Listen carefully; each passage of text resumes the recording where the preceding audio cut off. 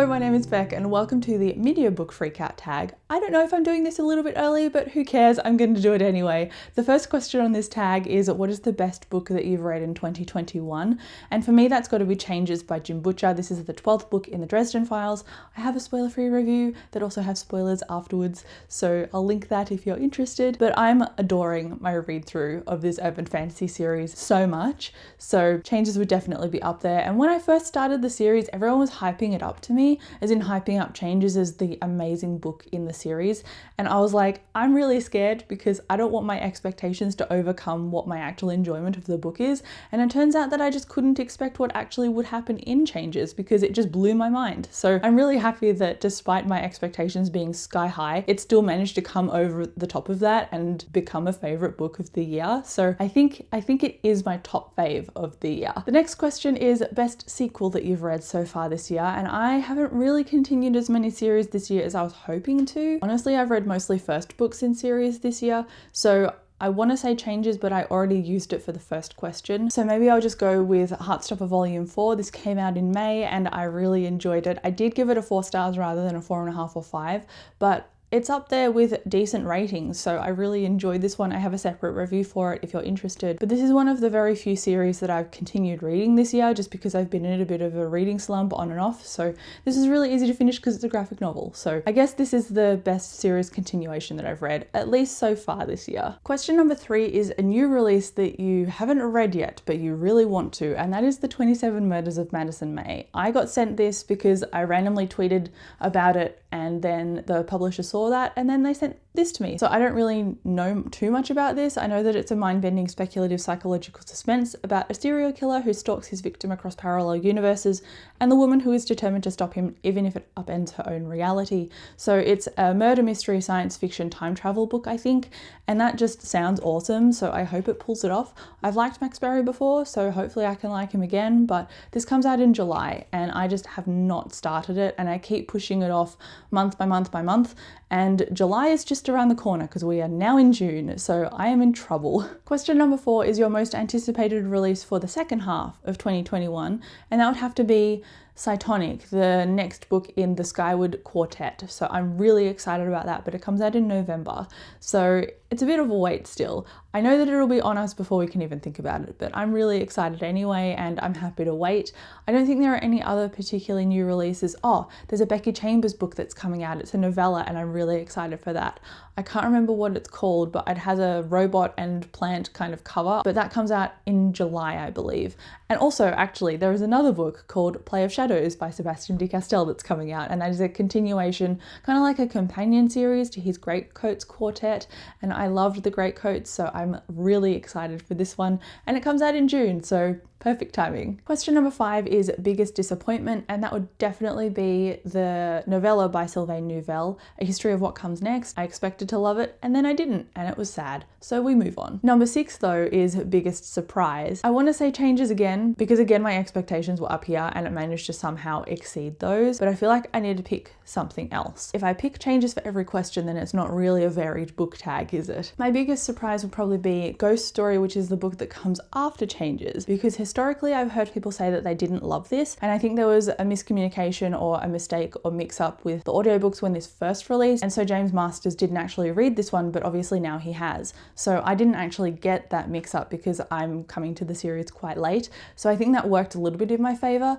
but also the tone really shifts in this book compared to what Changes was, and so after all of the cataclysmic stuff that happens in Changes, this is a bit more of a quieter, more character focused book rather than a massive, you know, here is world building, massive character changes, everything going on. So this is a different tone, a different pace, and so because of that tone shift, a lot of people I've found didn't love it that much, but I actually grew to respect it, and in retrospect I really like it. So I ended up really enjoying this, and that honestly really surprised me after hearing a lot of people say that they didn't think I'd like it as much, or they didn't like it as much in my comments. So I'm really glad that I ended up enjoying this one. Question number 7 is newest favorite author, and I really struggle with this every single year because I just stick to the authors that I know and I barely branch out, which is probably a bad thing because I want to discover new stuff. But at the same time, if I go back to authors that I know, then I know that I can rely on them for good ratings. Maybe I can tentatively say Casey McQuiston with One Last Stop because I've really enjoyed Red, White and Royal Blue. It's one of my favorite books of this year. And this came in at a close second. This is a 4.5 stars for me. And this is a female-female romance. It's a rom-com on a subway and also time travel. So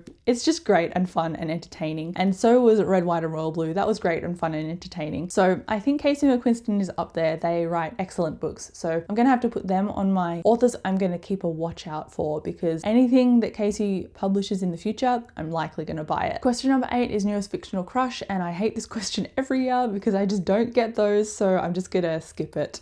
Question number 9 is newest favorite character, and I haven't read enough new stuff for me to actually think, oh, here's a character that I now have as a favorite. So that's a bit unfortunate. However, I did reread Assassin's Apprentice, which is the first Robin Hobb book. I reread that after more than 10 years of not reading the series because I got to the end and then I didn't start a reread for ages. And so when I was rereading that, I just rediscovered my deep love of Fitz and all of the characters in that series. So I'm gonna say that I've just rediscovered how much of a favorite Robin Hobb truly is to me. So I'm kind of sidestepping the favorite character question, but I'm raising it as this is my new favorite reread, I guess, question. Question number 10 is a book that made you cry, and I would actually point up here and say Way of the Argosy because the way that this book started, it's a story about Faru, and you see Faru in the Spellslinger books as like this mentor who is a little bit off the rails, but she's just crazy enough for it to work. And so I think that seeing her backstory and seeing her grow and seeing what her influences were, naturally it was something that made me really curious, but at the same time I was like, I really hope he pulls this off, otherwise it's gonna be bad. But also he did pull it off. So mad respect to Sebastian de Castell for doing that. However, the first section of the book felt a little bit draggy to me and I was like, oh no, it's not gonna work. And then I got to the ending and I was an emotional wreck and I adored it. So Way of the Argosy is definitely up there with books that have made me cry. And it has done that because it is just so deeply involved with characters. And so when certain things pivot or happen or there's meaning for something they say or do, it just makes you extra emotional because it's got that extra kick. And Sebastian de Castell really excels at doing that, especially in his Spellslinger series. Also in his Greatcoat series, but I haven't reread that recently enough to cite any specific book, but I know that I got really emotional in that series, so that also counts. Question 11 is a book that made you happy, and again, I haven't read too much. I thought I would have read at least 30 books by now, but I'm sitting on about 17, so I really need to read more so I can answer this tag in the future a little bit more effectively. But a book that I've only recently finished and that I was actually laughing out loud at a few times was One Last Stop, and I know I've already used this as an answer for something, but at the same time it's my channel, and so I'm just going to use this again because this was great and I had a lot of fun, and it was ridiculous in the best way, and that's why I laughed out loud at it. Question number 12 is a book that you have bought so far this year that is the most beautiful book that you've seen, at least this year at the moment. I think I butchered that question, but we're moving on. I haven't actually hauled this yet, so sneak peek, but this is Black Hawk, and I really liked the cover illustration because they're all like watercolory almost in a similar way to Kings of the Wild. I really like that style. So it's not like the most beautiful cover in terms of gold foiling or anything, or even an amazing spine, but I think it's a really cool illustrated cover. I have a really soft spot for illustrated covers. Question number 13 is book or books that you need to read by the end of the year. And I'm just going to hold this up and feel the shame because I thought I would read like 5 of these in 1 year, and it turns out it's taken me more than 5 or 6 months to read the second book in the Wheel of Time. So I think I'm just in a really bad reading slump, and something this long and this slow burning is just not doing it for me. So aiming to get to the end of this by the end of the year, because ultimately I would really like to not go into the next year with this still having pages left for me to read in it. That's the ultimate goal, really. I don't really have any others except for just series in general that I want to continue reading. One of them is Leviathan Wakes. I do have Caliban's War, and I've heard mixed things about that series, and I really want it to get better. So I do own the second book, and I would like to continue reading that, and hopefully the rating goes up from Leviathan Wakes, which is a 4 stars, maybe a 4.5 to a 5. That would be ideal because I would really like to love this series. So those are 2. I'm just going to leave it at 2 so my pile of shame doesn't grow too much. Question 14 is just favorite video that I've posted this year, and I don't actually know if I have a favorite. I just really like all the videos that I post as I post them because I really like making them. So I guess that's just my very vague answer, I guess. I said in another video that I'm really proud of the Dresden Files because writing and filming reviews reviews is actually a lot of hard work behind the scenes. It takes a lot of organization between other stuff, so I'm proud that I've kept all of those up considering how long they're getting now. But also, to subvert this question, I really wish I'd filmed more vlogs so far this year, but time has just not permitted me to do that because I've been so flat chat with everything else that's going on, and I also work full time, so it's just been a little bit touch and go with vlogs. I've only done one this year and I want to do more,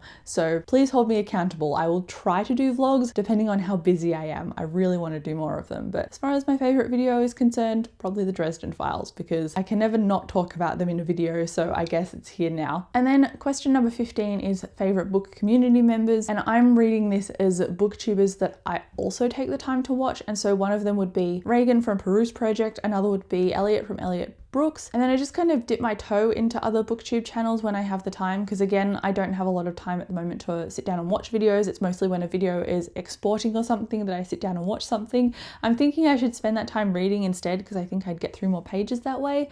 But anyway, sometimes I do dip into Kate's book date as well because I really like her vlogs, and I think that's part of the reason why I'm missing doing vlogs myself. But anyway, that is the end of the Media Book Freakout tag. Please do this tag if you really want to. I don't know if I'm early or not, but I expect that they're going to start cropping up soon, or at least in June. So thank you again so much for watching. I'll chat to you down below in the comments, and I'll see you in my next video.